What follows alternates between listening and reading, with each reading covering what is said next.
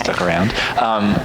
So I'm just curious, sort of your thought process on reflecting on the tournament and where you see the team going forward over the next 6 months, year. Do you have games scheduled? What are you thinking about where the team will be at? No, I appreciate the question. Maybe a little too soon to fully process the experience that we've had, but the main takeaways for me are we need more games. Like, we need more training. We need an annual calendar that will help us. I think we talked earlier about not having had the opportunities to really have the seasonal calendar to be able to prepare to schedule friendlies, right? So one of the things I'm most excited about is that the buy-in is there. It's to improve that for the senior team and also the under 20s. So, my main takeaways are really disappointed in the scores, right? Really, just personally, as a competitor, I don't like to lose, right? And neither do the players. But when you look back and you think of individual performances through each game and the progression of players learning and solving problems, I have to be really proud of that, especially with such a young team. Coach Ray from South Texas Border Sports. I just wanted to ask you, what learning curve can you take from here and just apply it to your team just moving forward? We talk about, and this has been a big theme through our camp, is like who we are. And one of the things that we know we are is a hardworking team that has grit.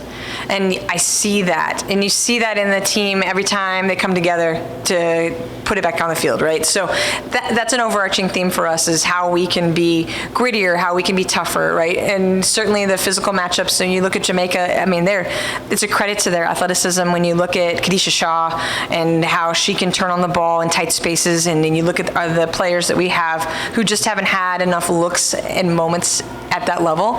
And I see, if you look at the second half, one of the players who subbed in, Kaylee Bennett, right? She's 15, she's physically going in on tackles, and I look at her being 15, and I look at those players that are advanced in their career, and I just think how exciting that is to see where those younger players are going to be in, another 10, right? And fortunately for us, the core of this group picks up again in about a week and a half in the Dominican Republic with the under 20s.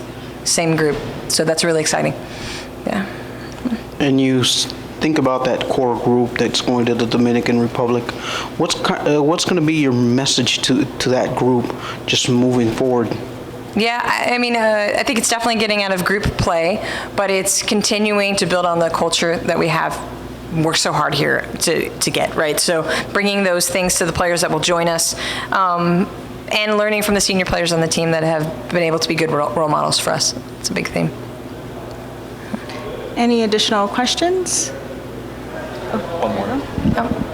I'm just curious if you could talk about any players who you thought did something that surprised you, or that you were excited about, that you saw sort of taking a step forward. For sure.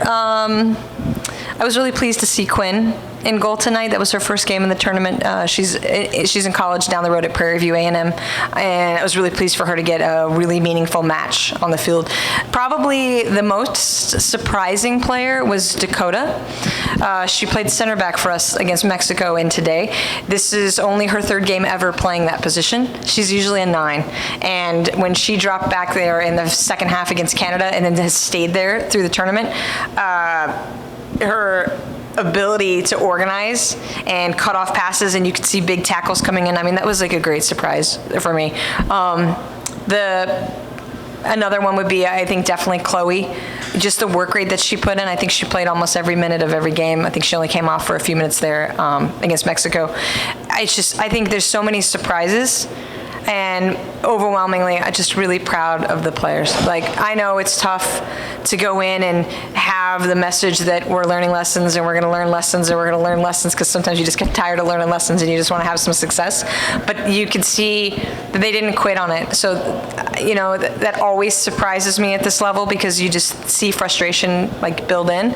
But that was not the case, right? They kept working hard. So I can't be more proud of them. No more questions?